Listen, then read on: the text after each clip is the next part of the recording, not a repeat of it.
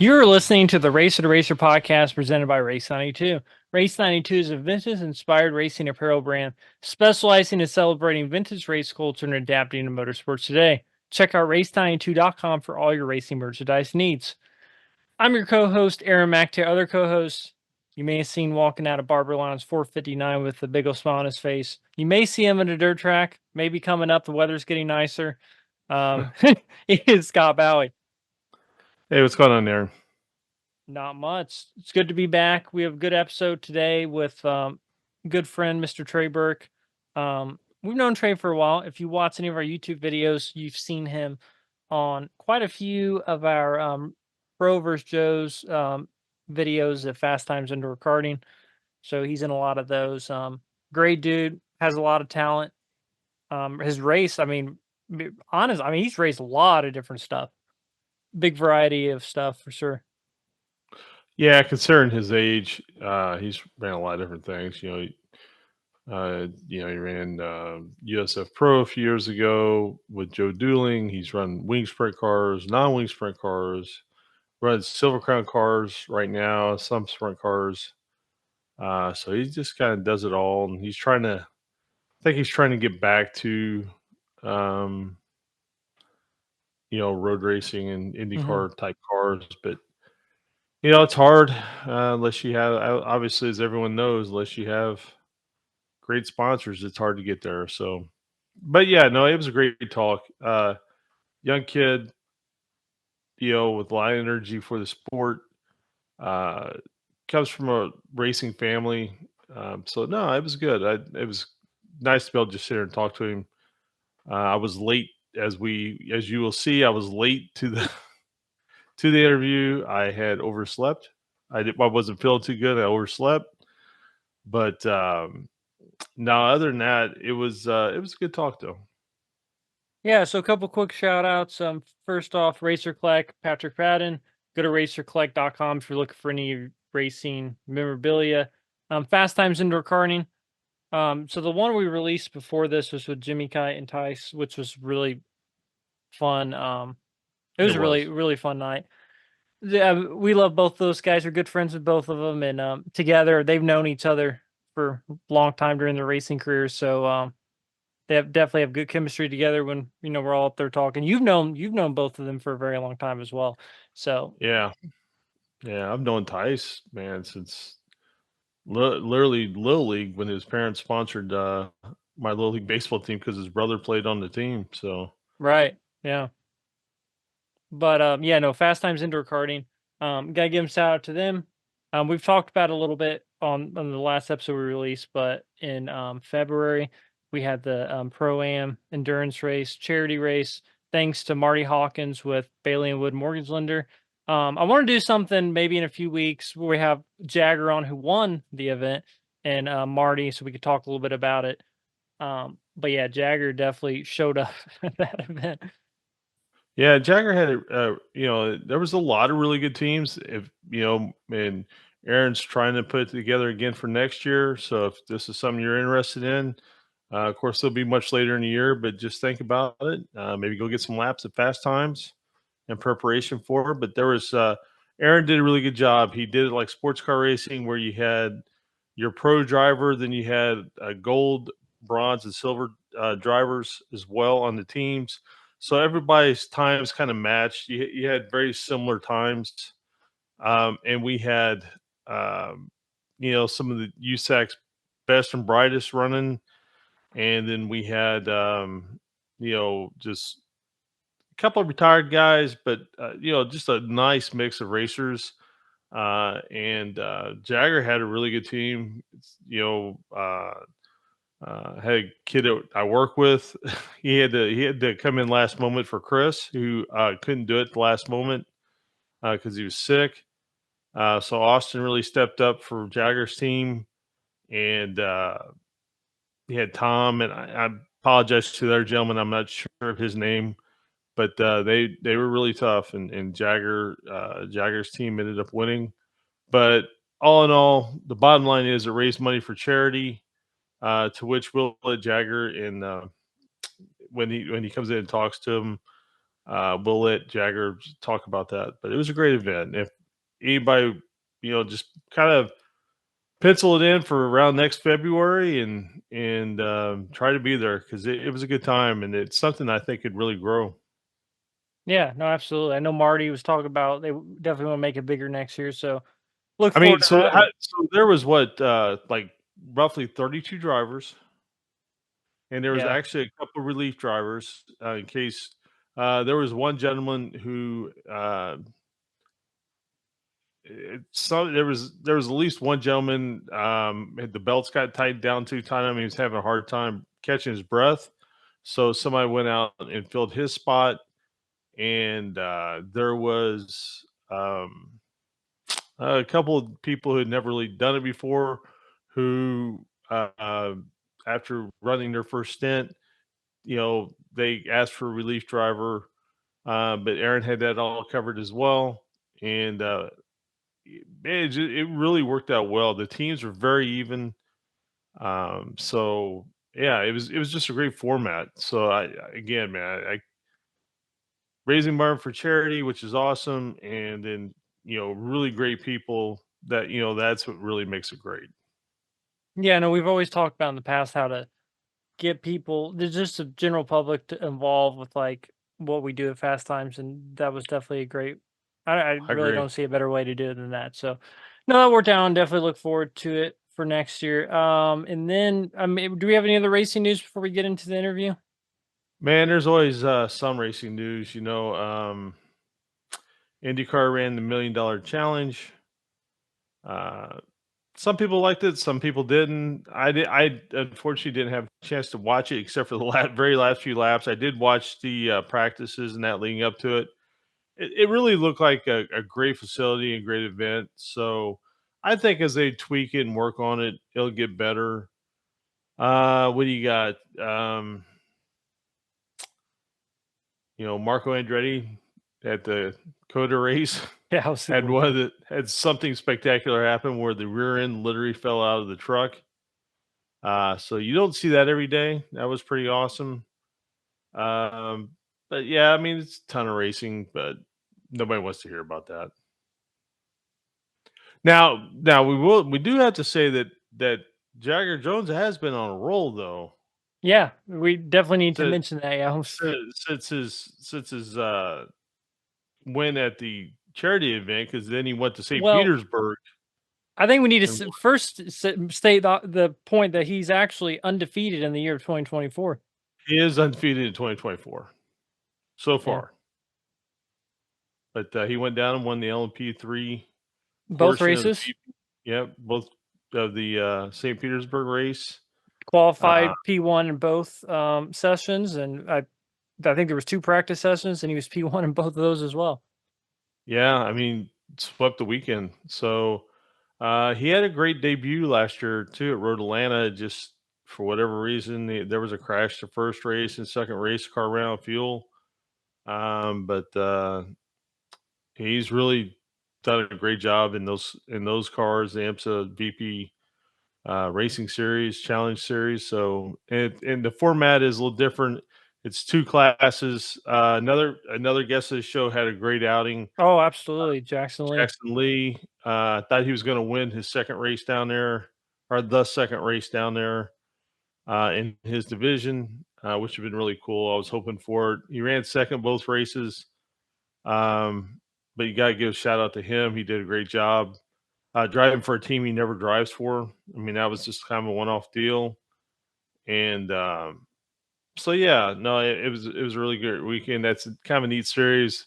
They run LMP3 cars, and then I forget what they call that division that like the Bentleys and Mustangs and that they were running. I forget Yeah, the official term for it, but no, it's a neat series. If anybody has a chance, you got to watch it. yeah, absolutely. Well, I think I think we have a couple more showers. First off, the weather is kind of all over the place, but it is getting warmer. It And is. yep, so if you look at Scott, he is comfortable right now, thanks to the good folks at Good Guys Heating and Cooling. So if Yep. you're, needing to have a AC checkup for the warm weather that'll be coming in a couple months, call good guys, and they'll they'll make sure you're comfortable like Scott Bowie. That's right, and like Aaron. Now, Aaron's comfortable because of them as I well. am. Aaron Absolutely. Aaron has definitely been someone who's be able to use their services and can speak highly of them. So, yeah, no, shout out to those guys as always. Absolutely. Well, thanks everyone for watching. Make sure you like and subscribe to our YouTube channel. And also check us out on Apple Podcasts, Spotify, anywhere else where podcasts can be found. And yeah, hope everyone enjoys the show. And yeah, thanks for watching and listening. Take care, everybody. Our guest today has driven open wheel cars, NASCAR camping rural trucks, and currently driving in USAC Silver Crown Series for Legacy Autosport. We're joined by Trey Burke. Trey, it's great to finally have you on the podcast. I know we've talked about it for a while, and I remember we asked you last year, and you were like, "Well, I want to get at least one full season of Silver Crown in the books first," and you have. So it's great to have you on. Yeah, thank you for having me. I remember that. Yeah, I didn't want to come on here with nothing to talk about, or at least give us some more to think about, talk about. Say what we want to say, and I'm glad I'm here. Yeah, thanks again, Trey, and for all those who obviously weren't around to begin with. I want to publicly apologize to Trey. I was late. I fell asleep, so I do apologize to him publicly, and I apologize to Aaron as well. So You're good. I am the tardy Scott Bowie right now. I was telling Trey that's literally like the only time you've ever done that. Yeah, I'm so sorry. I feel I'm really embarrassed, but I just want to be public about it. So You're good. That could just mean this episode's more special than the others. that's right. That's right. No, we're different. In many The ways, bud. So Trey, talk a little bit about how did you? So I don't know a lot about like your story of like kind of how you got into racing. Like, how'd you get interested in racing? Yeah, so I'm a fourth generation. So I started with my great grandfather. He actually raced a little bit, but he was more of like a mechanic. He built some of the first Indy Roadsters. Hmm. Um, then my grandfather, Ronnie Burke Sr., he really started racing when he was young. Um, Midgets, sprint cars, Silver Crown. He kind of did it all. Then my dad started racing probably in his early 20s. Sounds about right. He did mainly midget stuff, but also some wing sprint car racing as well. Um, and then it just came to me. I started when I was 9, so I've been racing for about 10 years now. Um, just started in junior sprints, just dirt oval stuff, just a miniature sprint car, pretty much. And then I moved up to the A class when I was 11, um, and started racing adults at about 11 or 12. I was 14. I picked up the 305 sprint car, and we just started running all over with it. 2020, we did that Lucas Oil School to Racing. Joe Dooling, our car owner at the time, just kind of wanted to try something else. So off we went. It went pretty well. And then we did Road to Indy for about 2 years. Um, it happened. I'm glad it did. I learned a lot from it. And now I'm kind of circling back. I did that one truck race you mentioned in 22. And now I'm doing Silver Crown. And you ran all last year. Had you had any Silver Crown experience before that? Because you ran last year for Davey Hamilton. Correct. Yeah, I didn't even really get to test anything. The first time I was in the car was Belleville. I mean, at least it was slow, right? Yes, yeah, it's just Belleville. But Just Belleville. yeah, For so those who listening, Belleville, Kansas, 5/8. Is a five? Did they measure that around the top or the bottom? I must measure that more around the top. yeah, probably Um, it's a bowl, like front straightaway is actually you never never run straight there, yeah, and it's incredibly fast. I mean, and was the home of the Belleville Midget Nationals for many years. Unfortunately, a lot of people would also know it from the unfortunate passing of Brian Clausen. The place had ended a lot of careers, has ended a few lives, but that's a and you had actually pretty decent showing there, right?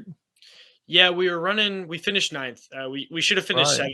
seventh. I kind of would like to argue that the yellows didn't help us out, and we just kind of went with a different right rear tire choice. So it was harder, so it took a little longer to get up to temperature, and I just I'd pass people, and then we'd have a yellow, and so by the time I finally got the green flag laps at the end, I just kind of burnt off the tire, so that's my own fault. But you don't really know that's going to happen. So we finished ninth. I'm always, it was awesome. Of course, I'm going to be disappointed because it wasn't seventh, but it was a pretty good race. No, that's a great showing at a place like that. That's for sure. That place is wicked. Yeah, it was It awesome. is It a was it's a super. kind term for it. Yeah. Yeah. Right. So I'm sorry, go ahead, Aaron. no, I was going to say. So we were talking Trey because I have always had the inception that you started on pavement, and you were like, no, I actually started on dirt. Like, when was the first time you drove on pavement? Yeah, so a lot of people actually think that about me. It's really funny. Even Davey Hamilton thought I was a pavement kid. So in 2020, at Laguna Seca, there was just like that basic class for that Lucas Oil School of Racing. So my first laps were at Laguna Seca, which is pretty awesome now that I kind of understand all the tracks that it could have been. And so I just kind of did that basic class where they just teach you everything, racing lines, the shifting. Dealing with the third pedal and turning right. Um, it was really good. They immediately got us kind of recommended me for the advanced classes, and then we just took off and ran the series after that. Now, I always hear people talk about like I don't know if you've ever seen that video. I talk about this a lot, but there's a video of Alex Lloyd driving. I think it was a Silver Crown car. Was it Eldora, Scott? I think it was Eldora. No, it was a sprint What? car, I think, right? What is it, a sprint car at Ventura? Maybe it was. So he was driving a sprint car at a dirt track. He'd never been on dirt before, and he was just saying like it would almost be easier like if he had no racing experience at all, because literally like he's learned a technique for the past 20 years, whatever, and then he's literally has to do the complete opposite. Like, did you feel like the opposite of that going from dirt to pavement? Um, I think in many ways it gave me an advantage because I'm used to 600, 700 horsepower, and then now I go down to like I don't know 100, 150 Hmm. maybe. Um, and I actually adapted pretty well to it. Almost not too well, but it was different. Everybody could tell that I had driven stuff that was more powerful. They all have those data. Everybody has the data graphs when you get out of the car, and pretty much everyone across the board was like, "Man, you're treating this like you have 500, 600 horsepower just with how I'm rolling into the throttle, and just kind of my different movements and techniques that I had to break out of." And it really took me till about probably my the off season after my first year of running the USF 2000 car, and it kind of clicked for me finally, um, just because it is different. It did allow me to kind of be able to adapt to different car setups. I know a lot of people were like, "Oh, it's loose. I don't like it," and I just really didn't care as long as it wasn't going to put me in the wall. Yeah, it didn't bother me that much. Yeah, I was thinking of Christian Fittipaldi when about Ventura, but yeah, it's it is, man, it's so difficult. Pavement racing is it's all about. I mean, obviously Cody Swanson could answer this much better than me. I mean, somebody who does dirt and pavement both really well. But pavement racing is so much about precision and hitting your mark and getting that car, where it feels good. And like, and also just keeping the tires under it and that nice clean launch to the corners and keeping your speed. And I would think that would be, it's just funny. Like a guy like Mike Bliss, uh, when it came like the Silver Crown cars and that, he was great on the dirt miles. And he was great. Obviously, he's one of the best pavement racers USAC ever saw. But like when it come to dirt, he really kind of he wasn't that great. Like a dirt midget.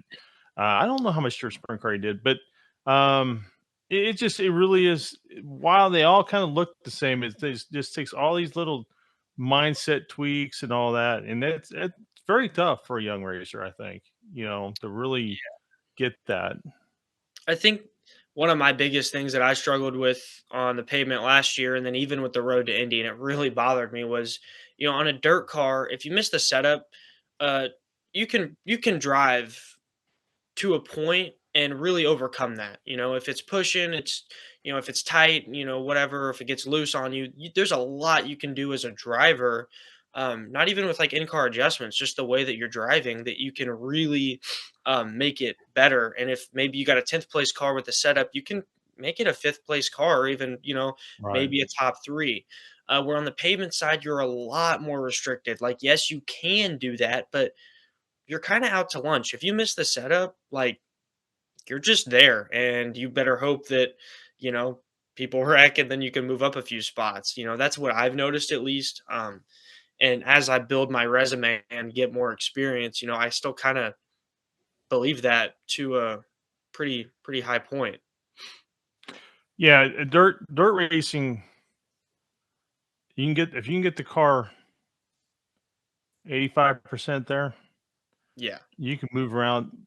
Typically, you can move around and find something where, because you just have so many different options. You can run the bottom on one end, top on the other. You can dime in the corner. You can move up, and as the track changes, you can change actually where you enter in on the cushion. And there's a lot of different things. And in pavement racing, that line will change when the oil and rubber kind of goes down.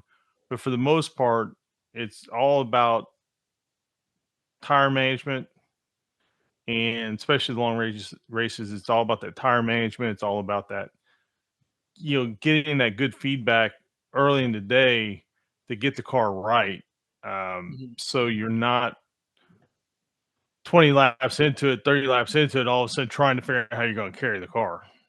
Right. And that's a long race. Some of these laps, this is like 100 lap race. You're just Right. That's a lot. Trust me, I know that is a long, 75 to 100 laps if the car is not right. Yeah. When you drove for dueling in the USF, obviously I watched you quite a few races because Jagger was running at the time. So we went to a few of those races, and um, it's just road racing's kind of interesting, because you got to put so much of it together.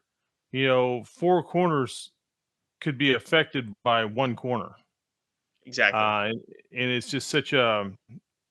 I mean, it's all about just that precision, and again, building that knowledge base so you can give feedback to the team. For sure. Yeah, no, that's super strong. And then you even have to know that's like all these teams when I was running, like Cape and Paps were the guys to go with because, well, Cape had, 10 years of experience. Right. That's how many races and just testing of just knowledge that these guys have at their fingertips, and then we're coming in here just by myself with no teammates. We didn't get a good driver coach till Sage Karam, which was about halfway through the first year, and so um and then we had to kind of start piecing together a team and figuring out what we needed and what we didn't need. And yeah, it was rough. I think, 2021 was probably mentally one of my worst years for sure. Sure. Yeah, I can see that. I mean, especially a young racer. Um, yeah, you got to be really mentally strong to go through those. And it just takes learning that. Hmm. And you did 2 races with Future Star Racing, right? Yeah, I did last year, or I just did the first at St. Pete. I tested the Sebring before, which was the open test, and then I just did St. Pete. But there was so there was okay, there was 2 races at St. Pete though, right? Yeah, yeah. So Yeah, the two okay, that's races where at St. yeah. Pete, one weekend, I guess. Yeah. Yeah, no, I remember watching that. You were running. You ran pretty good at those races. So obviously, like going from a team that just kind of getting its start in the series to Future Star, which had been around for a while. I mean, I'm guessing you could probably tell a big difference, like in the car, and everything, right? Yeah, yeah, and I think I don't maybe I'm wrong on this, but I think the car that I even drove at St. Pete was the one from dueling that they ended up Oh, really? repurchasing Oh, when they okay. sold everything. Um, but yeah, it was just, it's just a different program. And it's just experience, like it's, I loved all of it. I'm glad. I think those first 2 years, 21 and 22, were the reason that I was able to do good in 23 at that first weekend. Sure. I don't think that I would have done nearly as good if I had just kind of, hopped in and said whatever. I had a lot of stuff wrong with my driving, getting to that point and figuring out how to road race. These guys have been doing it for their entire lives. You're just like asking these guys to go run a sprint car race. I don't think they're going to do very good at it at all. Right. Now, a No, future I mean, star. that's a great point. No, I'm sorry. Go ahead. No, I was just saying that's a great point. It's a definitely a learned discipline for Hmm. sure. Yeah, for When sure. you were a future star, was Allenser Jr. still part of that program? No, he was not. Oh, okay. Yeah. Yeah, I think he had already left Yeah, I didn't know when I know he left by sometime the around then. beginning of. I think by the beginning of last year he had already left.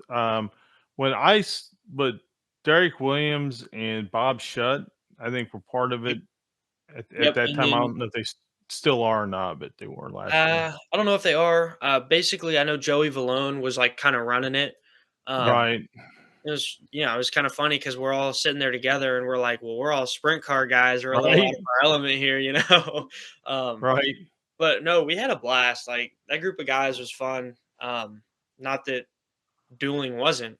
I had fun. Sage Karam and Matt Curry were awesome, and I'll always call them and just kind of. I still ask them all the time, be like, "Hey, I got this coming up. What advice do you have for me?" And I'm just always listening, kind of soaking it all in. How old are you right now? I'm 19. Yeah, see that's young, young. I mean, you Yeah, were 16, 17 years old. Yeah. yeah, yeah.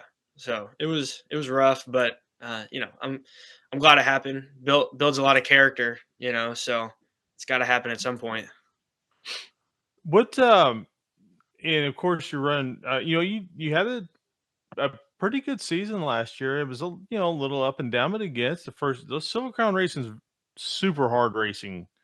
Hmm. And you've got guys on the dirt side who are unbelievable, and you got guys on the pavement side who are unbelievable, and you got some of the best, whether it's Shane Cottle or Cody Swanson, who I mean, arguably, Cody Swanson's arguably one of the greatest drivers in USAC racing history. Um, what's it like to? I mean, that is the one nice thing, especially running like USF. You're running against guys with more experience, so you're learning. In uh, the Silver Crown racing, you're running against guys with a lot more experience, so you're always learning. What's the kind of what's the effect of that? I mean, like I think it's always best to always race above your level, if you know what I'm saying. Yeah, for sure. And I like it. I've kind of had these weird scenarios of just kind of being thrown to the wolves my entire racing Mhm. career. So like Belleville, everybody was like, "Oh my gosh, Belleville, your first race." Like that didn't bother me really. I've just had random scenarios like that are probably not ideal. So I was able to kind of call on that experience of just mentally being ready with it. And yeah, if I'm out there hot lapping, the first thing I'm doing is I'm figuring out who's in my group and who am I going to stop and let get by me while we're pacing around so I can Right. follow. I think it was maybe Grant at Belleville. I don't know. I followed a couple people, Leary at one point. We had a couple practice sessions the first day. Um, and then yeah, everywhere we go, I'm just finding who's in my group, who can I follow because these guys are, they win for a reason, right? And Right. it's you can't be like all the setup carries them because these guys are drivers, um, and they can't stop me from following them and getting better. So I'm gonna do it. Now, and of course, like, and that's a very key thing you said. Setup. And if anybody who's been around Cody Swanson at all understands how much time and effort and precision he puts into his setup of everything. And Justin Grant's the same way. Yeah. I just haven't been around. I haven't been around Cody that much, so I'm not trying to say intimately no, but I know a little bit about what he goes through, and his notebooks are massive, and he just has such an attention to detail, and I would assume Justin's the same way. And that's hard. The only way you're going to come across, be able to beat that is by experience. Like that's the only laps. That's the only way that you can even come close to matching that is getting laps and building your notebook. And have you? I believe it was Cody. You worked a little bit with Cody, like to try to pick his brain and that sort of thing. Yeah, I do what I can. Um, I know I forget, maybe it was after Madison. I was just struggling, mentally, and just like I just couldn't figure out what I was doing wrong, because I get out here and I feel like I'm following these guys, I'm doing exactly what they're doing, and I just can't get it right. And so I was just like, well, I'm gonna just go see if he'll help me out. Worst he says is no, and then you walk away and go to the next best guy. Um, and so he did, and he's awesome, and I understand he can only kind of tell me so much. But I get it out of him. I get, if he's gonna be able to tell me, this certain amount of things, I'm gonna get right up to the line. I won't cross it, but I'll get as close as I can. And it's huge. I try to do that with everybody. I've done that pretty much my entire career. Is that, these guys, the worst they're gonna say is no. They're not gonna do anything else to you. And you just walk away and you just do what you can. My style might be different than Cody's in terms of driving, but I might be able to get in a car in 2 or 3 years and be like, wow, like this can really relate to what Cody was telling me when I was trying to figure out this line at IRP or something, similar. So the more information, the better. The worst you do is just keep it in the back of your mind for a later time when you need it. Right, exactly. And they can't eat you. I mean, maybe they Yeah. can, but Yeah. but no, you're absolutely right. And that's what you got to do. And you're doing good when all of a sudden they won't answer any question. Right. Yeah. I guess I don't want that to happen, if it does. But I always tell Cody, I'm like, look, like, I'll ask him something, and then I always and I'm like, you don't have to answer that, But Right, I hope he does, Um, right, he hasn't, told me no yet, but I try to be careful about it. This is all of our careers. This isn't just something that you do as like a hobby. This is your livelihood. So I understand if one day it's just a no, don't ask me any more questions. It's thanks for everything you've done, and you just move right, on. right. Sorry. Yeah, no, Cody. I've noticed Cody really doesn't say no that much. I mean, like Cody's really like one of the nicest guys there really is. He really is. Yeah. Yeah. So tell us about like, I mean, obviously you kind of alluded to it. I know of your family somewhat because my family's been in auto racing for since 1956. So, um, you know, my dad, I'm sure knows your family a little bit. Um, kind of. I mean, so were you always totally exposed to it the entire time you were growing up, or was it something? Um. Is that was that something as a little kid you're like, boy, I'd like to do. I grew up in this, and this is what I want to do, or how'd that come up? How come about for you? Yeah. So obviously, I've been going to races since before I even knew it because Dad Right. was running midgets and all that. I think my first race I went to was Sun Prairie, um, and he was Sure. running midgets. And like I've always been around it, and I guess I just always had it in my mind that I was gonna do it. I know Granddad got me and my cousin these old like quarter midgets, and we'd run them out in his yard, which is where the shop also was. So I'd always be over there just kind of running, making laps, and I actually never said anything about it. My parents didn't even think I wanted to race, which is that's their fault, dude. Like I'm out here go-kart and all that, and they just kind of didn't think anything. And so they were actually gonna get a boat. Like we were on a boat, like, ready to like buy it. And I guess they said something about like, yeah, we're done racing. And I was like, hey, like, no, no, no, no. Like, I want to race. Um, and I don't know what I was waiting on. Like, I guess I was waiting on them to just kind of they never asked me. It wasn't like they asked me a few years ago and I said no. Um, they won't tell me this, but they probably just, tried to hide it as best they could because racing's like the most expensive sport. So, I don't know. Those boats can be pretty expensive too. those boats can So be expensive. But yeah, for their wallet's sake, they probably didn't want to ask me, and fear for the worst, which is where we're at right now. But sorry so guys. and are you the kind of kid who likes to spend a ton of time in the garage? Are you mechanically inclined? Uh, no. I don't know. I've always just been like, like with the quarter midgets, like every time I'd go over there, it would be dad would be like, "Yeah, you want to go to the shop?" And it's like, "Yeah." And then the first thing I do when I get out there is I start the go-kart and just start making laps. Um, there's a period of time when we were running the micros in like 2017 and 2018 where I did want to start to learn all this stuff. It's just the shop was in like a boat barn. It was far away. I had school. Dad would always wake up early and then he'd be out there. And then I had like no way of getting there.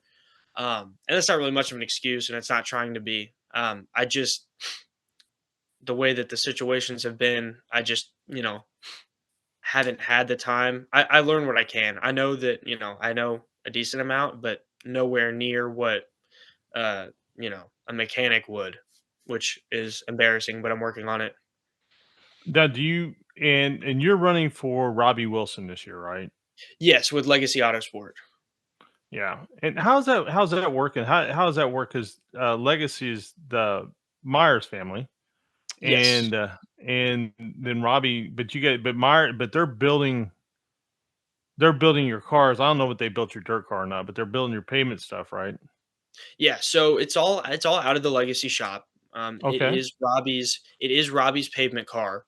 Um, but like we're all just teamed up. Like we're all in this Okay. together. I know that it is public, yeah. So we're gonna show up to the pavement races with 3 cars and then the dirt races with 2. Um, and so it's gonna be a big operation, and the legacy guys, they're here to manufacture and sell parts and chassis. And I really like that because one, they know what they're doing, and two, like we have to perform this year because this is, it's like Bob East making his first cars. Everybody's going to be watching them and to see if they work. And we know they work because Davey Jr. won at Gateway, and Right. so I'm excited. These guys have got a really nice program going on. I'm super excited about just, getting out and for the testing, the first race at Toledo. And yeah, I think this is going to be an awesome year for us. Yeah. When is Toledo? April 20th. Man, it's coming up. It is. Yep. Do you, and there's with the Myers family, obviously just a mountain of racing history there as well. Hmm. And again, are you spending a lot? Are you able to go to the shop and spend time at the shop and Yeah. really? I mean, I don't. I mean, there isn't much better people to learn from. I mean, that's for sure. I do go over to the shop. I try to go once or twice a week, twice for sure if I can.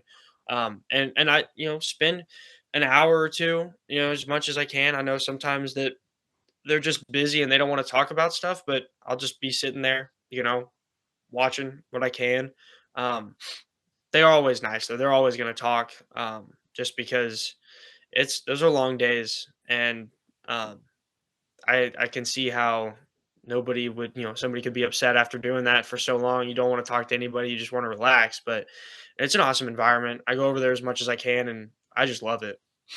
Yeah, man. I ain't gonna lie to you. You better soak that up because Yeah, that's a hell of a group of guys. So yeah, you for need sure. you need to make sure that while you can, you need to soak that up.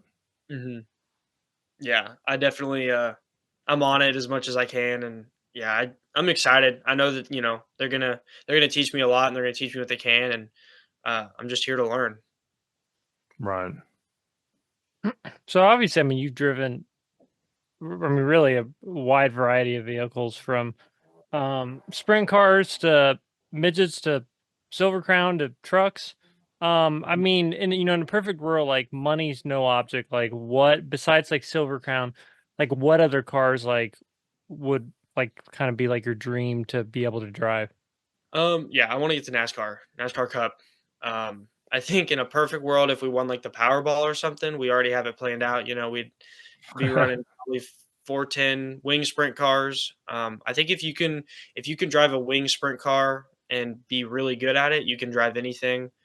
Just everything happens so fast, and it just everything's coming at you so quickly that even it make NASCAR easy, in terms of the speed and the reaction time to stuff. So we'd have it all. We would literally have everything if we had, if money wasn't an option, I would just be doing everything I can to get better at, the ovals, dirt and pavement, and the road course stuff. That yeah, that NASCAR deal is a tough nut. Um, but I don't disagree with you. Wing sprint cars, especially today, um, they I don't know. I just feel like in the last 5, 10 years, um, they've just gotten a lot racier. Hmm. Kind of before that, it just kind of you get in line. Once somebody get out, I mean, you still have this a little bit, but you just didn't see a ton of passing. Where today, the competition is really good. I mean, I used to prefer nothing but non-wing sprint cars over winged, and anymore, it seems like the wing cars pass more than the non-wing cars. Yeah. Um, but like you said, it's just, I mean, they're so fast, and you got to learn. You got to look so far ahead. You got to plan your passes because, like you said, everything happens so quick, and your hand, just your hands have got to be fast, but they got to be smooth Hmm. because you can't upset the car. And it truly is a discipline. I think today that does lend itself to just higher skill level for sure. Yeah, for sure. And even with the stuff of like there is arrow wash in those cars. Sure. It's crazy. Like you do learn anybody that, if you haven't driven any sort of wing sprint car, if you can, you should. It is different. I think a lot of people just kind of see it as similar to the non-wings, and it's different. The way you drive them is different. Just everything about them, they could not be farther away from each other with the wing and then the Nah, non. they just look they just look the same. But other than that, Yeah, there's nothing about them the same. yeah. The way you set them up, the way they race, everything is just completely different. Oh yeah, even how you drive, the non-wing's all on the right rear, and then you put the wing on it. And me personally, I like it off the right front. I like it more of a little, tighter, so I can drive it in there. And um, it's different. I know people would probably laugh if you say that a wing sprint car is one of the hardest things you can drive, but if you don't know, then yeah, they're gonna look. If you only know non-wing, then they seem the same. Right. I mean, they're all. I mean, anything with 900 horsepower, 850, 900 horsepower is gonna be hard to drive. Oh, for But sure, for sure. but uh, yeah. So, who are some of your heroes growing up outside your family? Um, Big AJ Foyt fan. He grew up in the Houston area. I read his Right. book. Um, and he's done it all. He started on dirt racing, and then he ran the Indy 500, and he's like one of the most successful IndyCar drivers of all time, if not um, especially at the speedway. And then even on the dirt side, right? You take all these USAC stats that he has, he's just incredible. Um, Another one would be Doug Wolfgang. I love Doug Wolfgang. He's awesome. Sure. Again, I read his book as well. That got me in trouble in class a few times. Wasn't supposed to be, but I would. Um, and so, yeah, them two. I mean, they've just kind of, especially back to AJ Foyt. Yeah, he's done it all. He's proven that the more stuff you drive, the better you'll be. And then you kind of have the modern Kyle Larson has done the same thing, right? He's done sprint Right. cars, and now he's transitioning. He's super successful NASCAR driver, and now he's going to run the 500 this year. So Right. I think it's awesome. Yeah, it's I mean, you could definitely pick worse role models. I mean, that's for sure for auto racing. Yeah. Um yeah, AJ, anybody that hasn't read his book ought to read it. Because it is kind of an interesting book. I forget what's the name of it. It has a funny name too, and I just don't remember what it is. The best ever. What does it say? I might have it right here. No, I don't have it. I don't know where it's at. I got it somewhere, but yeah, I know what you're talking about. It's like the best to ever do it or something like that. Yeah, it's definitely AJ. It's very AJ in the name, that's for sure. Yeah, for Um, sure. Yeah, you know it's his book. but you know, he started as a tiny, you know, little kid in the yard and driving his race car around the yard, but even I don't know, it's definitely an interesting story. Like you said, it just um, he had this unique innate ability. Obviously, he has such a legend, but when you really boil down and look at his career, man, there's a reason why he and Parnelli and all those guys, you know, were who they are. They just had these rare abilities, you know, Mario and you know, Mhm. everybody knows Mario for as being the F1 champion and always so good in the Indy car, you know, type, you know, race cars, and people forget he was a brilliant dirt racer, and Oh yeah, he's one of the best dirt racers to ever do it, you know, especially from that time period. You know, that's when you had all the heavy hitters. Big Al. People today know him for winning 4 or 500s, and Big Al had him.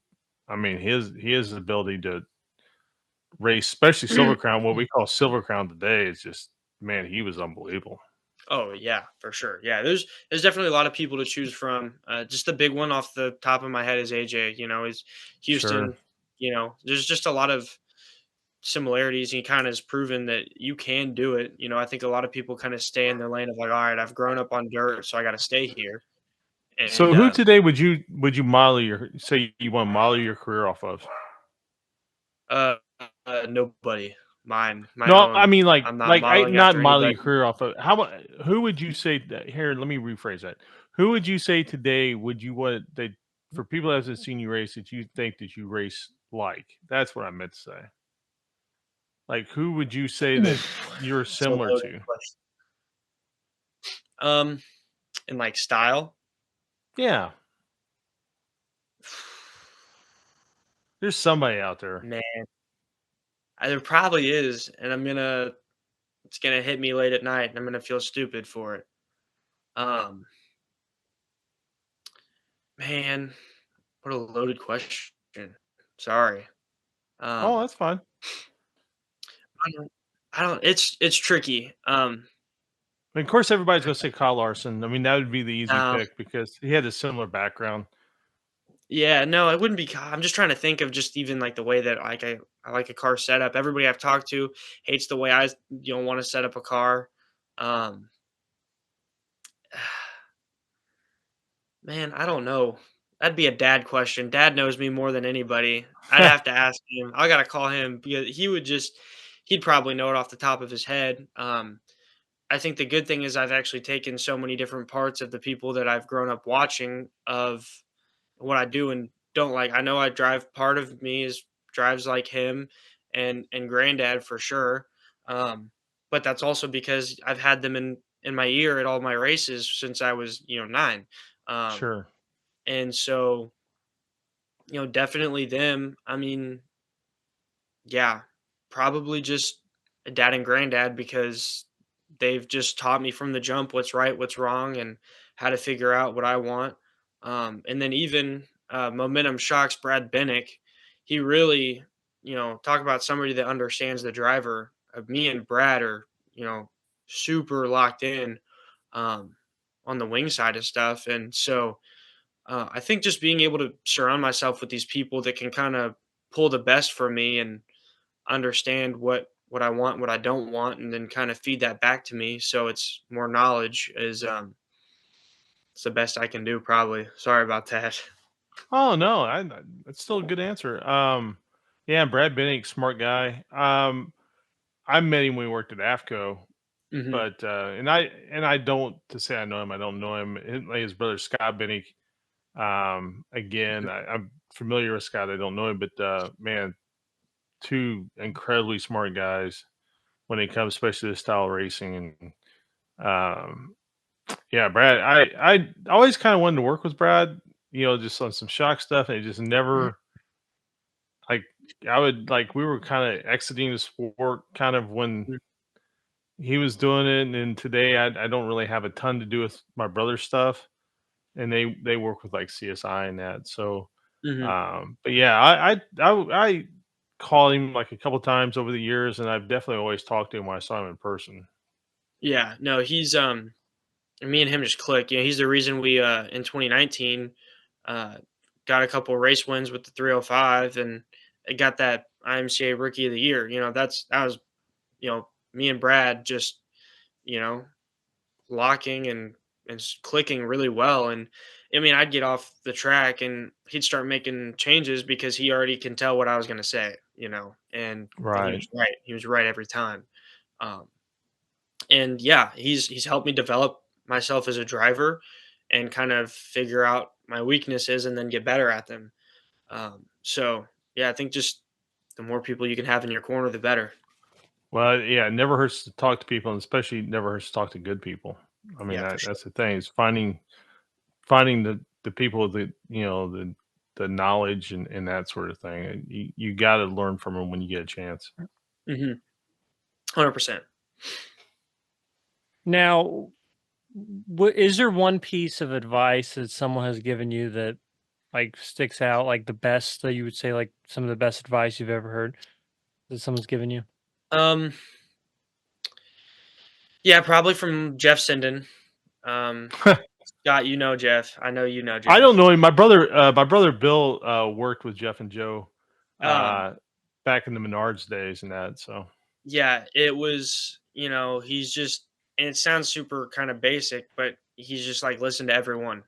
And it's true. The whole of, if somebody tells me something, it might not apply now, but then you apply it to something later on. That's from him. It used to be where somebody would tell me something and I'd be like, I don't like that because it's not what I want. And I just would dismiss it and it'd go one ear, not the other. And he was like, well, you got to calm down now because, these people do have experience, more than me in certain fields. And so, being able to, again, talk to everybody, but, if somebody's going to give you advice just because somebody might like a car looser or tighter or, do something a certain way, they got like that for a reason. And so, keep an open mind, I guess is the best way to say it. And, just use that, go into every new car I've ever driven. It's just always been like, okay, how can I relate this back to what I have done and then what people have told me, might or might not happen.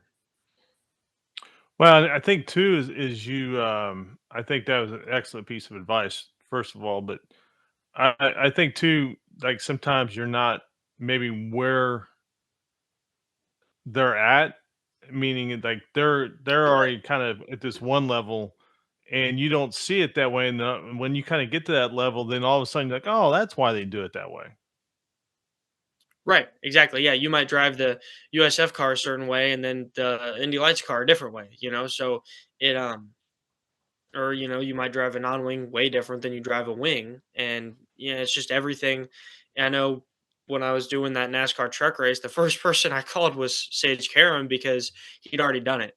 And then me and him had already worked together. So he knows how I drive. He knows, exactly what to tell me in a way that I'm going to best understand it. And then, get to work and better myself. Right. Now we've had some people. I forget who this was, Scott. I mean, interviewed so many people, but there was someone that said, I'll think of it in a second. That said the best advice they can give is to drive as many cars as you can. Like some people Yeah. like kind of say like stay in your lane, but there's some people that say like drive as many cars. Even like you. I mean you've driven so many different types of cars with totally different driving styles. Um, Do you I mean, do you think that I'm guessing your answer is gonna be yes, but I mean, when you jump from a Silver Crown car to and I don't even know, what were you driving before trucks exactly? Because that would've been way. I did like a one-off race in Indy Pro at Gateway because I had the chance to. Oh, okay. And then before that, I did just a local 410 stuff with the non-wing, and then before that was the USF 2000. Before that was done. Um, I guess respectfully, whoever said to only drive your one car, in my opinion, could not be more wrong. Absolutely. Um, uh, Yeah. Great example of this was somebody at the Lucas School actually was telling me exactly that to, stop dirt racing. And Jeff Sinden called Mario Andretti and said, "Hey, what do we do here?" And he said, "You drive as many things as you can." Yeah. And every book, the Wolfgang book, the AJ Foyt book, everybody says you drive everything that you can get your hands on. And it's true. You get so much experience in anything that I can get in and drive and learn from. I'm going to do it because, again, it makes you better, right? Racing is Yep. such a unique sport that it's not like baseball. You can't just go out in the backyard and hit balls or, practice your throwing. It's a very rare thing to get good seat time. So you have to be up on it. Even, anytime I can, if it's go-karting at a, rental carts, or if it's going out to all the races with my stuff in my car because I might get the chance to drive something and I wasn't expecting it. You have to drive everything you can and get better at this sport that is just so hard to get good quality seat time in. Yeah, I can't agree more with that. And I would say that um, I think there's a caveat today that I would say the racing today, you got to make sure that you're getting in great equipment. All it used to be, you could kind of get an average equipment, and the disparity wasn't so great. Like Mhm. I saw Rich Vogler drive things that other people would never make go because of his knowledge and ability, he could make it go. Right. If it had a decent motor, if it had a decent motor and it was a decent car, I'm not saying a great car, but a decent car, he had enough experience and talent, and he could, he was great mechanic as well, which a lot of people I don't think realize. He Yeah. can make those cars go. Whereas today, you're not going to step into B-level car that may be clean, may have nice equipment, but the motor's off a little bit. You're pretty much at your higher levels of the sport. You're just not going to be able to step into that car and run up front. It's just not going to happen. Right. Um, Yeah, it's so that's completely. a caveat to that. That being said, if you can get quality rides, drive anything you can get into. Yeah. And I think even to the point of like, what I get this from Cody actually is that um if it's something you've never done, even if it is kind of lower equipment, well, that's more laps than you had, right? If it's gonna, it's like you keep driving until your progress is stopped. Once Right. you're stopped making progress and you're just sitting there and you're running in the middle to the back or whatever, yeah, then you need to go out and find better equipment. But if you're getting, If your abilities are not to the level of the equipment, the mid-tier equipment, then run it. If your abilities is equal or exceeds that equipment, then I say don't run it right, because you're not it's not going to get you anywhere. right. But for me, Yeah. I'm gonna get in everything I can to make me better because I'm lacking. I'm lacking in a lot of stuff, and so you know, if I can, yeah, that's 30, 50, 100 more laps than I had. And, Yeah. now I've made laps in this car at this track. And that's just one more thing to add to the list. Right. Yeah, I see what you're saying. I would just, like I said, the only thing I would say is, like, if say it's a USAC race, somebody has something with a decent, like, even with like a nice Chevy with a decent, nice all pro head on and stuff, you're still not going to run front. It just, I mean, I think your ability at this time, I mean, you'll race your balls off to just barely make the show. I don't know if that's where you want to be Right. at that point. I think for somebody who's got as much experience as you've got now, I wouldn't get anything that had a motor less than SR11 or Toyota. Now, I'm not saying it's a Keith car, but it would have to have the good motor, at least a good motor in it. Yeah.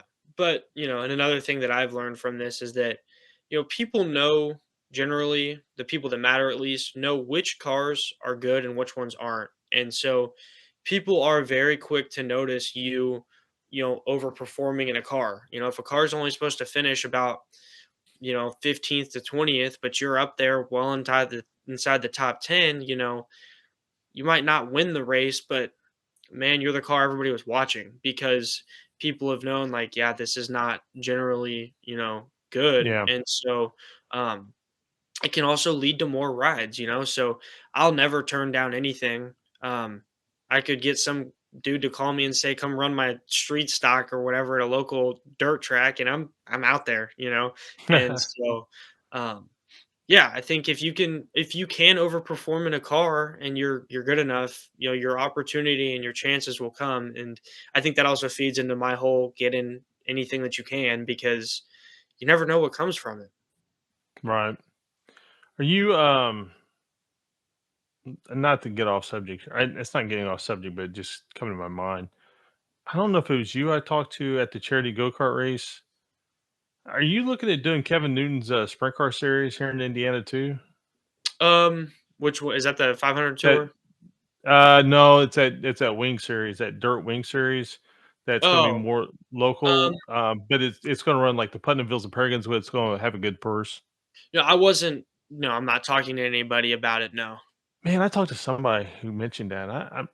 Or maybe I'm just imagining that. I don't remember. I feel like I talked to somebody somewhere that was talking about running that. Oh, I know who it was. It's Jeff Dodge. Yeah, That's it. yeah. Yeah. I know what that is now that you said that. But Yeah. yeah, I'm doing what I can right now because I've got the full time with the Silver Crown, and then the full Right. time with the 500 Sprint Car Tour, which is like 24 total races. So Okay. anything I can, I'm adding on to fill in weekends the best, if it's testing or racing. So um, definitely open. Probably need to explore that path a little more, anyways.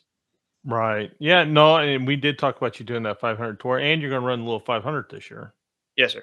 Yep. Yeah. Now Scott has some spotting experience from Little 500. How many times have Well, you we took spotted?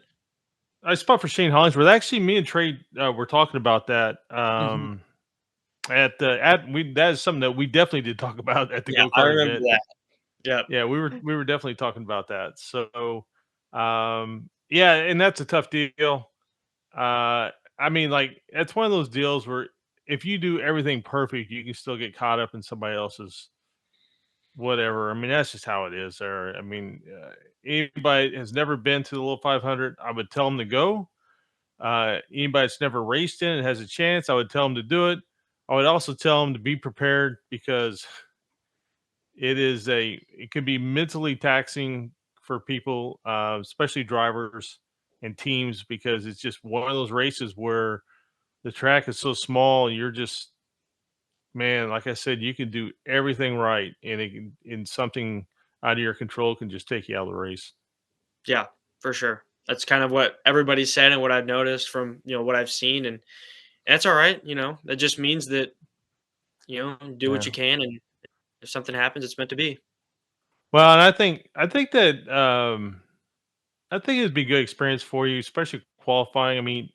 Um, it's real pressure qualifying.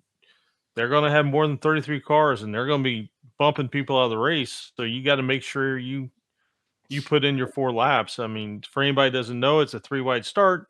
It's a 4 lap qualifying format, just like the 500, Indy 500, and it is the aggregate of the 4 laps, and it can definitely be a pressure moment for people.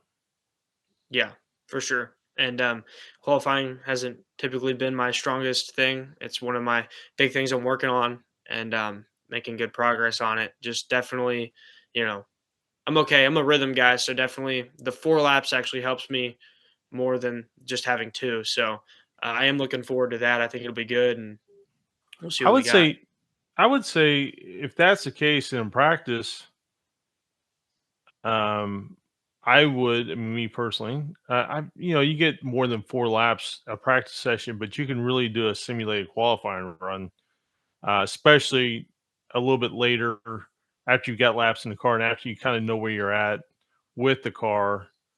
You can really make a couple of simulated runs to really kind of get you used to what that's like. And 4 laps, you can get into a good rhythm there in 4 laps too. Oh, for sure. That's the nice thing about getting 4 laps. It's not a thing where it's so dependent on one particular fast lap. So you can really, you see some guys kind of do a banker lap that first lap, and then they build into it. And the others see other guys like the Cody Swansons of the world who just really know how to go after it Yeah, immediately. for sure. Yeah, and he's helped me. He's part of the the getting better, the journey to that one. So, um, again, just anybody I can talk to, like, hey, how do you qualify? Kind of, what do you walk me through? What you do? And yeah, it's helped a lot, and I'm excited to work on it and get better. What, do you guys have any open test dates, or are you just going to do the practice before? Yeah, we are going to test on the 29th, I believe. There's a couple days at Anderson that are all open, and March 29th or April 29th? yes, sorry, March 29th. March 29th? Yes. So coming up here, I'm excited. We'll be good, Yeah, and coming we'll quick. yeah, start getting dialed in. I might have to go up there and watch that. It's been a long time since I've been to the open practices up there. Yeah, yeah, it'll be good. Yeah, for sure. Let me know. Yeah, I will. I'll probably have to go do it. Aaron, we'll have to make a road trip up there.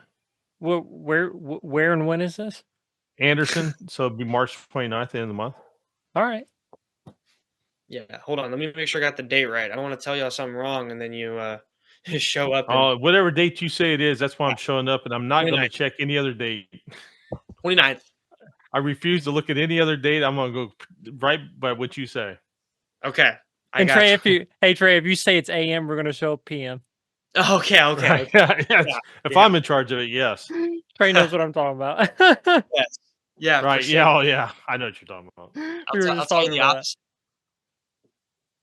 opposite. So a couple things. So first off, I was talking about the driver. It was actually Buddy Rice that said drive as many things. I'm pretty sure it was Buddy Rice that said drive as many things as you possibly can. Um, but so we were talking a little bit. You were talking a little bit about rental go karts, and it's funny because people talk about like you wouldn't think like you would gain anything from doing like go karts like a fast times, but a lot of drivers like Cody Swanson, yourself, I mean, use it as a like a training tool, right? Like, and people would never think like, oh, professional driver could get anything out of rental go karts. But talk a little bit about like, and I mean, that's completely different racing, right, than what you're doing. But talk about like how just like rental go karts or something like that can help in the type of racing that you do. Yeah, for sure. Well, for starters, I also never go karted, so I have like zero karting background. I have minimal knowledge on any of it. I've done a little bit of just like practicing track days in like a buddy's KA or X30 or whatever. Um, and so the thing with like fast times, right, is that when you're go-karting like the rental carts, it has to be a good place. If you go somewhere like K1 where it's not physical, you're driving around, the track isn't hard, then at that point you're just having fun with your friends. If you get somewhere like Fast Times, I mean, they go like 45 mile an hour, the track gets really rubbered up, and it can get physical.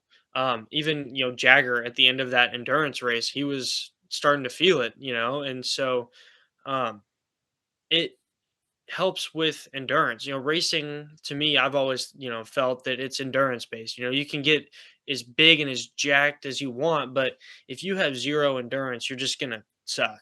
That's why you can see your local guy that's got a beer belly and he's kind of fat go out there and just do really well, get out of the car and have no problem compared to the dude who looks like he's super in shape. Well, one does cardio and is used to it from the race car and the other isn't. Um, and so, yeah, Fast Times is good at that. Any karting place is good with that. I know there's a place in North Carolina, in like Mooresville or something that everybody goes to, and I go GoPro. there like, GoPro hey, Motorplex. yes, exactly, yeah, I love that place. And even the stiff competition, right? Like at Fast Times, There's those group of guys that all they do is go there every Monday night or Yeah, whatever. they're They're fast. fast. Yeah. Like those guys are fast and you learn everything, that and it is helpful. Again, anything you can get in, you do. I always do my shift race because I get one for free after every shift. I always do it because that's 8 more minutes that I didn't have that I do now. Well, I mean, I don't know about the other guys that work there, but you race professionally. Jackson Lee Hmm. works there, and and Jackson Lee had a great race at St. Pete in his division, and I thought he was going to get the win. I was really Yeah. rooting for him to get the Yeah, win absolutely. during the second race, but he was all over the leader in the first race. He led much of the second race, ran second in that one. So I mean, if guys like you and guys like Jackson are saying, "Man, that place is tough," and I know Cody Swanson thinks it's tough, and I know Jagger Jones thinks it's tough, and we all know Stingray thinks it's tough. Yeah. uh, Shout out to Stingray, by the way. I'm just joking around. I mean, I think the world of that guy, but I mean, it's a tough place. I mean, anybody wants to get an idea of what real racing's like, Fast Times is a good place to get Yeah. little bit of insight into what it's really like.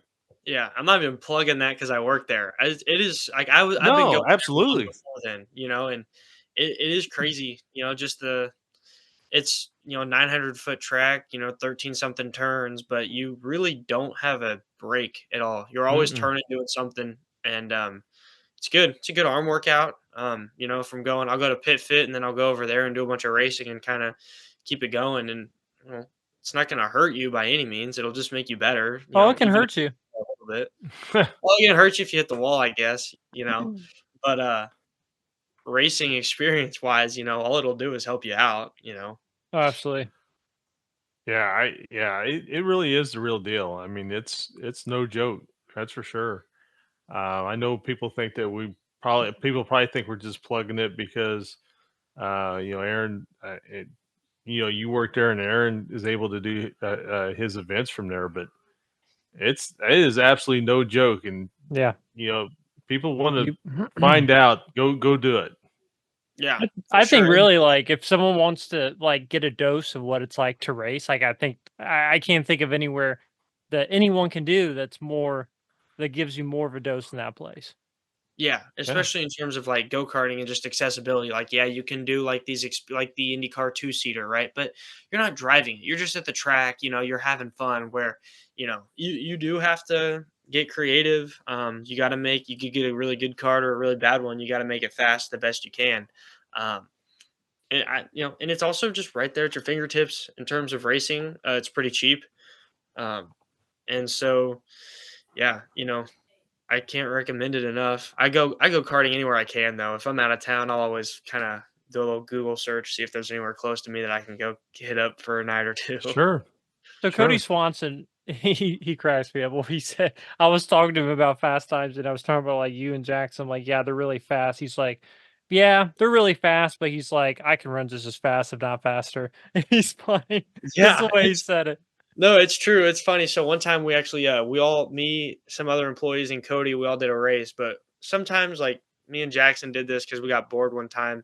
We'll do like leader runs the top, and then we just kind of turn into a dirt track and just start like sliding each other. And Cody did it with us. Cody joined in and started doing it with us. It was awesome. And but yeah, he's pretty fast. He is probably faster than me. Probably Jackson too. Um, for sure. Yeah, he's got a pretty sick resume there. Yeah. Well, I mean, he really is one of the. I mean, You- not to go off on a tangent or anything, but speaking of Stingray, during when Stingray was so good, was it Indy Pro? Was it Indy Pro? What he won USS? seven So races, I think. so Cody beats Stingray at Raceway Park, and the first time he ever sat in a Yeah. rear engine car. To my knowledge, that was the first time he. I mean, it may not have been the first time he sat in. It was the I didn't first time he realize that raced was it. when Stingray was doing it.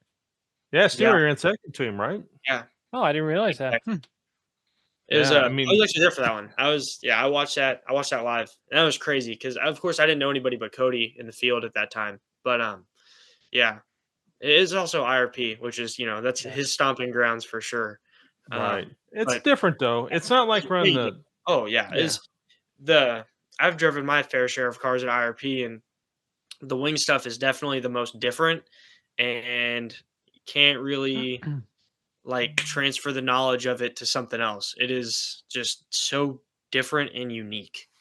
when you run a totally different part of the racetrack, you run Oh totally yeah, different lines. Yeah, it's yeah. a total different thing. Your perspective's different. You're laying down in the car for the first time instead of Right. sitting straight up on it. Right. Swanson said something about Fast Times that really, I think, speaks a lot for his driving and his driving style. I think about this a lot. He says, a lot of people go there and they complain like, "Oh, this car's slow. This car does this car does that." But he was like, the thing he likes the most about Fast Times is just how carts drive different, and he said that's what he likes the most because he gets in a cart and he learns to adapt his driving style to make it work with that cart. And I Hmm. thought that was, like, one of the coolest things I've ever heard just because, I mean, that's racing, right? Like, you learn how to adapt your driving Right. style based on how something drives. I just thought that was really cool. Yeah, 'Cause with no, rental it cars, is I mean, true. it's pretty crazy. It's for sure, and I like the same thing. I'll say the same thing. All the engines are fine. The engines all pull the same for the most part. Um, but yeah, they're handling. I mean, these if you could, I've seen it because I take the body panels off before, but these things have been through the ringer. These cars have in terms of Yeah. just getting hit in the wall. Like we've seen, the Getting body airborne. fly off or the welds just snap, and yeah, they are different, right? And it's not by design. It's just because they've all just been so abused and hitting the walls, and these cars have taken some hard hits, and I like that, in the end because it makes them different. You get one that's really tight, and then the next time you get one that's super loose, and you got to figure out, well, what can I do to make it better? And all it does is, just teaches you things. Right. Well, what they obviously anybody knows what go-karts are, they don't have a suspension. But like you guys, it's pretty much all the carts, all the wheel offsets are the same, all the spacing's the same, everything's the same, axle links are the same. But chassis being bent will completely change how they handle. Oh, for sure. And somebody, because when they're brand new, they're all exactly the same. But the more they get run into, the more they hit the fence, the more tweak they get, they're going to change characteristics. Yeah. No, for sure. They do change. And then I mean, even on like a day-to-day basis, I'll drive Sure. something on Friday and then I'll come back on Monday and they'll be like, "Oh, yeah, these carts took a hard hit." And then you get in it and it is just different. It is not the same. You Right. can't even try and keep up. You'd be like, "Oh, well, the one cart's always loose," so like you don't. Like, yeah, it's loose this week and then next week it'll be the tightest, cart you've ever driven, or it'll be balanced now, whatever they did fixed it. So, um Right. it's kind of a gamble if you don't want to switch it up or whatever. And so yeah, it's different.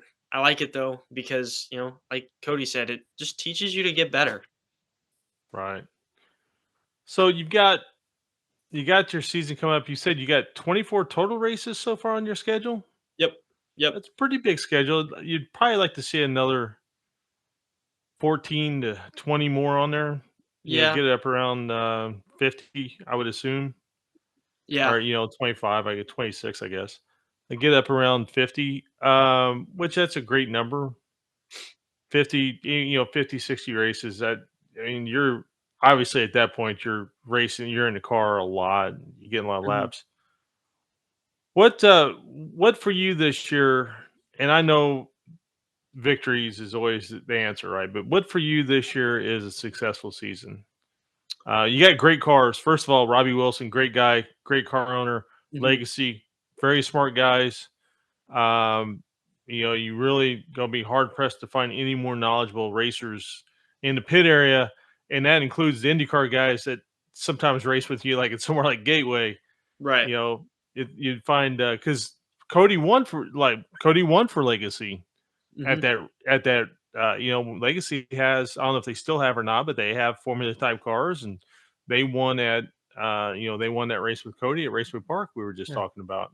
So what does a successful season look like for you? Um, I guess we'll go series by series. So with the Silver Crown, immediately it's just like, all right, I want to do better than last year. But to me, it's like, I want to elaborate more on that. So we'll go like top five in the championship for sure, right? I finished 10th last year, so fifth. That'd be a pretty good That's a improvement. good jump, Um, especially against that group of guys. That's a good jump. right. But I want to be just more competitive at um maybe tracks I'm not so good at. In my past, I've been not so good at some tracks.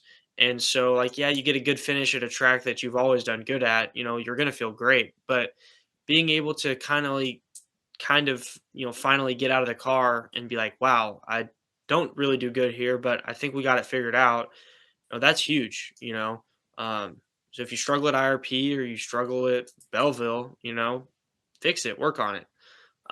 Another one is my qualifying. Like I mentioned earlier, my qualifying has notoriously been kind of bad, and I'm aware of that, right? And so I'm doing what I can to improve on it. And so I'll have my qualifying results from last year right next to the ones of this year, and I want to do better. Even if it's like one spot better, or if I'm Sure, farther down the list, but I ran faster and I'm farther off I'm not as far from the leader, right? If I was half a second last year, if I'm, 2/10 now, that's a win, right? Um, sure. and then on the 500 sprint car stuff, I want that rookie of the year.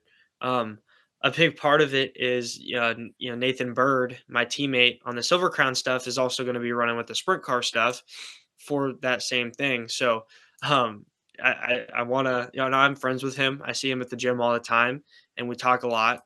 So I want that rookie of the year. And again, I want to finish top 10 in points, right? You don't have as many races as the Silver Crown stuff, and you are stuck to the pavement. So I need to get better at it. I think my pavement oval is where I'm lacking the most experience wise. So top five in Silver Crown, get better at the qualifying, and then keep the qualifying going on the sprint car side, and rookie of the year for sure. What do you think when you analyze yourself? And I'm sure you talk to others. What do you think it's about because qualifying is not everybody's a great qualifier. Right. And also there's also something about qualifying too. A lot of people can like you can get everybody can get a car right to do 2 laps, 4 laps with good tires. Like you put good, if it's got new set Hoosiers on it, you can really get that car dialed in to go fast for that 4, 6, 8, 10 lap sprint. Um, but it's maintaining that same speed 30 laps later, 40 laps later, however Right. long. Where do you think for yourself you need to improve qualifying wise mentally? Where are you at mentally on qualifying?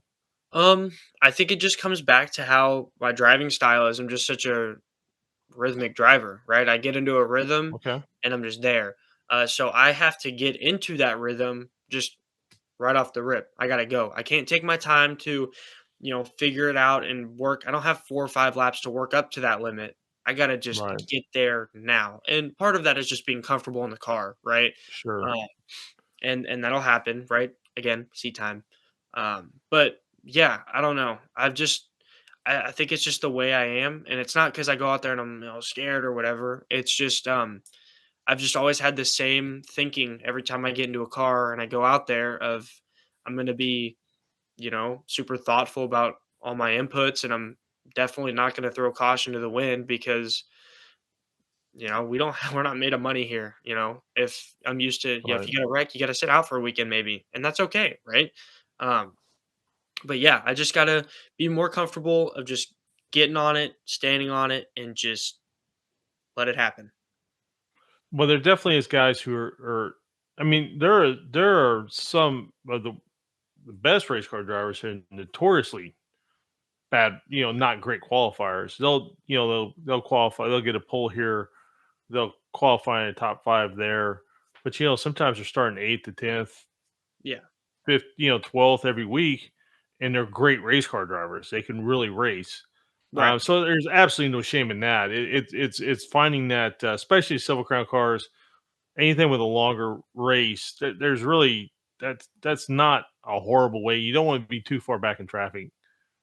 But if you can qualify 4th to 8th, Oh yeah. every weekend, 4th, 8th, 10th, that's not terrible. It's may not be number one, but Yeah. a lot, but there's going to be guys in that top 10 who are really good on very short runs and not great, 30 laps, 40 laps in. Right. Yeah. And that's just how it is.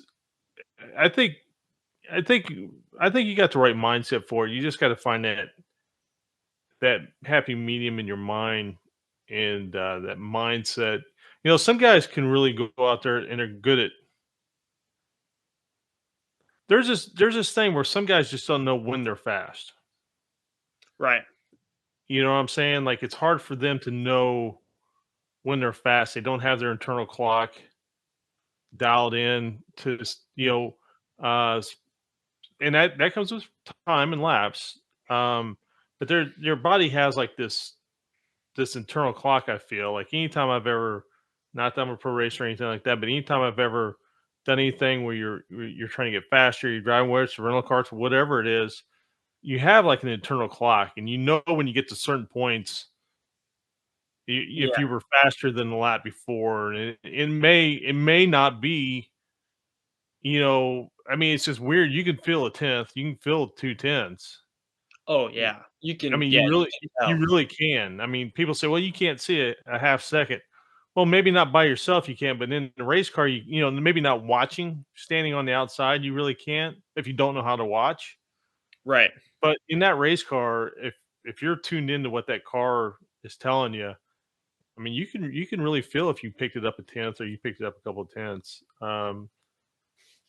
Yeah, I think especially with that 500 racing series in series 2, you'll get a ton of chances to qualify Yeah. this year. That's going to really help.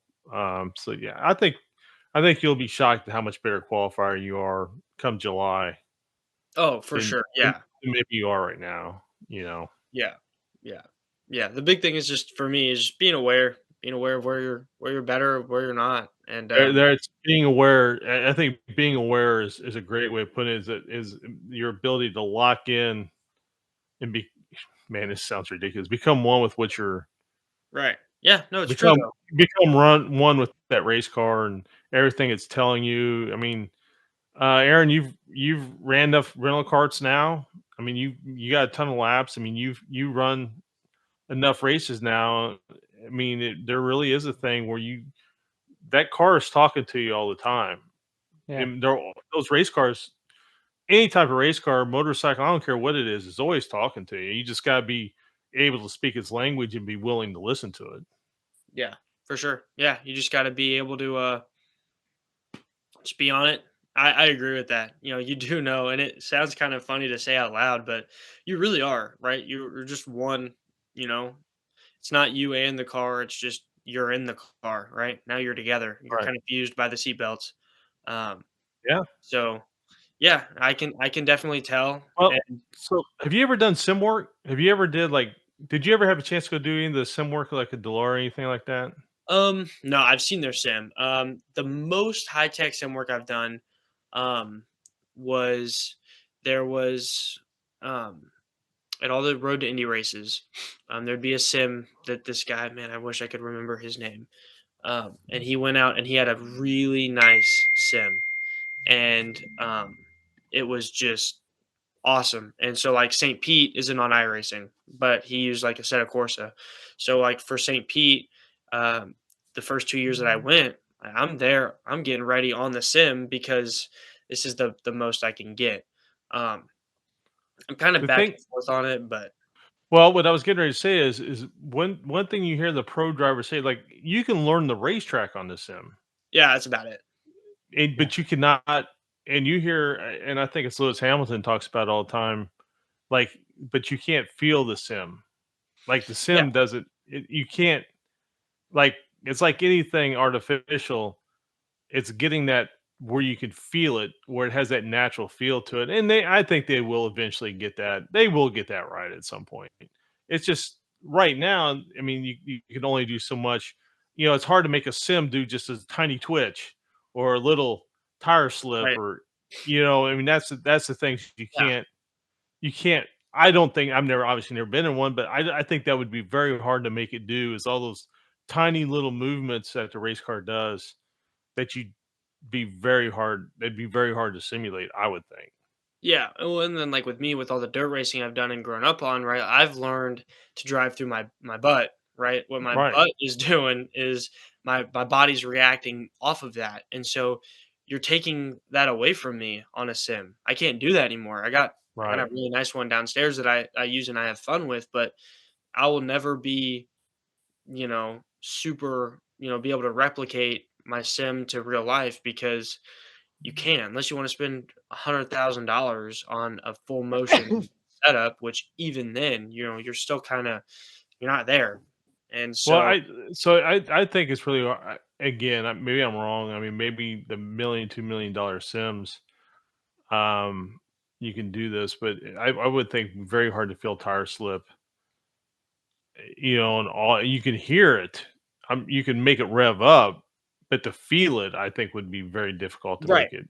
Yeah, like, tire slip is a thing in all of these, and for my racing, Assetto Corsa, I know even, like, these, like, the Dallara simulator, I'm sure Toyota has one or whatever, but yeah, your tire slip is just an audio cue, and then you can see the car on screen kind of reacting.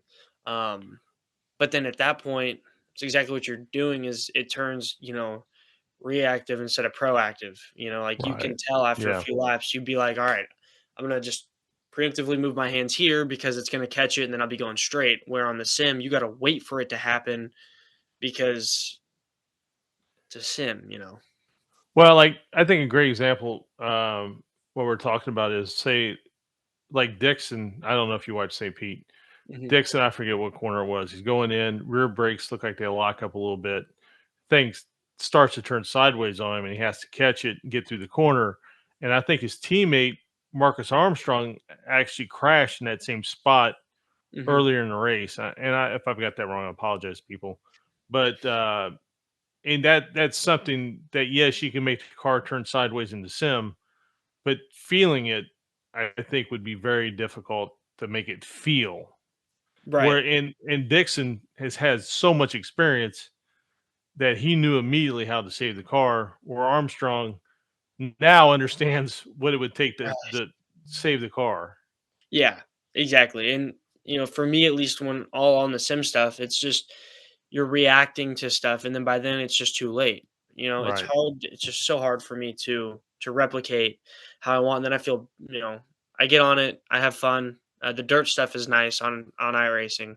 Um, but the road course stuff is just so hard and you can't like on the USF cars and all the Indy cars, the brake pedal is actually like stiff. Like it doesn't move like really at all. And so the whole point is you just hit it as hard as you can. It's like you're hitting a brick wall. Um, it's hard to get that on iRacing. It's Yeah. it's hard. Yeah, you can make your pedal in real life really spongy, but then when you go to like calibrate it or whatever, it's not the same. It's hard. It Right. is just super hard. And obviously some sims are a lot better than others. But it's different. Right. No, it would have to be. I mean, there are only some things in life that there are only some things in life you know what they feel like by experiencing it, and that's the only way you ever know what it's like. You just have to experience. You can stand and watch it and pretend like it, but until you actually go through it, you don't know what it's like.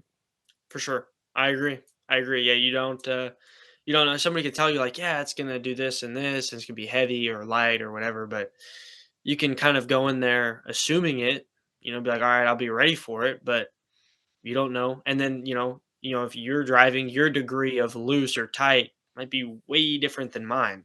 Right. So, you Right. could tell me, "Oh my gosh, it's the loosest thing I've ever driven," and I get out there and it seems normal to me, or vice versa, right? So, Right. Well, so that's funny you said because that's one thing. I had a shop for a long time. I'd meet a lot of drivers, and they would come out of the mini sprints. At the time, the upright mini sprints were kind of equal to the micro. Yeah, obviously, micros is way bigger now, but that was the one thing they'd always say, "Man, that thing's really loose," and I'd be like, "Man, I'm not trying to tell you what you're telling me is wrong, but watching it visually, what you're yeah. telling me, I am not seeing. I just don't think that you have really experienced a loose race car before." Right. Yeah, don't tell Yeah, me it's loose if you don't know where you're at on your scale here.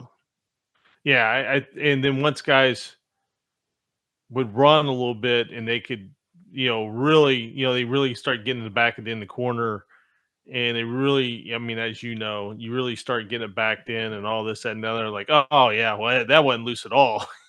Yeah, That thing was super tight. It was actually loose because it was so tight.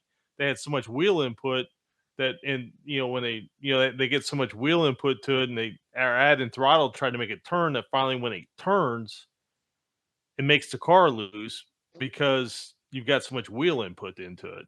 You yeah. know, so it actually your problem is pushing like a dump truck, but you don't realize that. I mean, you're telling me what happened at the end, not what happened at the beginning. Right. Exactly. No, I agree. I think that's a completely right, and it's kind of fun and interesting to just kind of see different people's perspectives on what they think Right. a car's doing versus what you see. Right. Absolutely. I only have one last thing. So obviously a big part of racing today is having a social media presence, creating like a personal brand identity for yourself.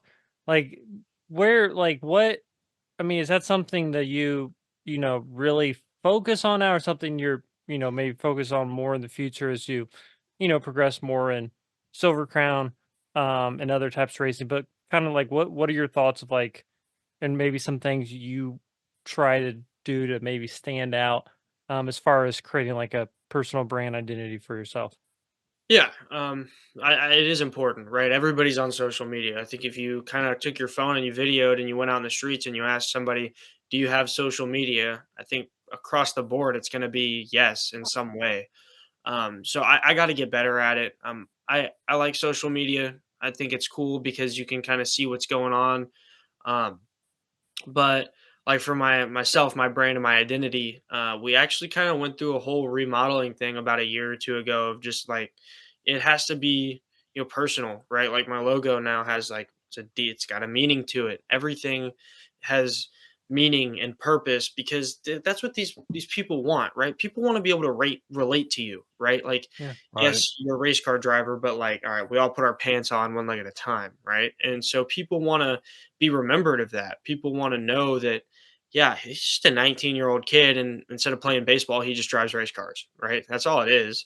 Um, and so, yeah, I try to relate, and then even like at the track, right? Like I want to talk to everybody, fans, even if you have no idea what a race car is and it's your first time coming, yeah, like it's awesome. I like talking to the kids and taking pictures with people and just kind of, I think everybody should go to the racetrack at least once in their life and experience it. It's awesome. And so if I can kind of bring that out to social media and let more people, find that out, then I mean it'll only help you. I couldn't agree more. I think it's this weird dance, right? You gotta first figure out who you are Right. as a person, and then allow people to see that. And so you gotta find man, this sounds like such corporate bullshit. But you gotta find your authentic self. Yeah. And let people see who that is, and I think that's the only way you can really be successful, because if you, especially in today's day and age, if you try to pretend to be one thing, then you're something else, people will catch you slipping at some point. Like, they'll Yep. figure you out. That's just how it is, man. Like, it's hard to put on personas these days. Like, Yeah, for I sure. think you just, I mean, I think you're absolutely right. I just think it's really a case of just being who you are, and there's not everybody's going to like you, and that's okay too. Mhm. Yeah. For sure. You Yeah, know, and I've been kind of figuring out, what, how I am personality-wise, and, um, and you gotta build on it, right? These companies, these sponsors, these people that you're doing business with, they wanna know that they want somebody to represent them, right? When you look at, like, for me, I think I like M&M's, and it's like Kyle Busch, right?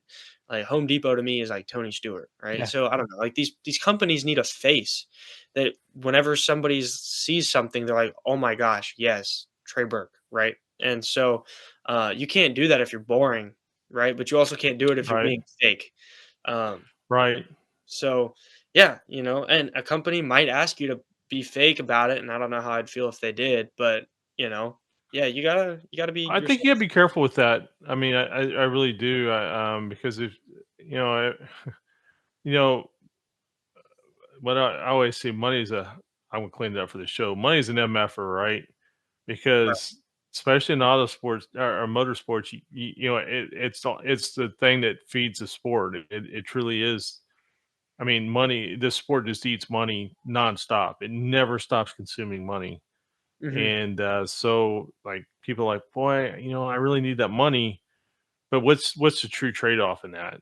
Like, where is Right. that going to leave you a week, a month, a year from now? You got to really weigh those things because sometimes the short term is not good in the long term. Yeah. You know, Sure.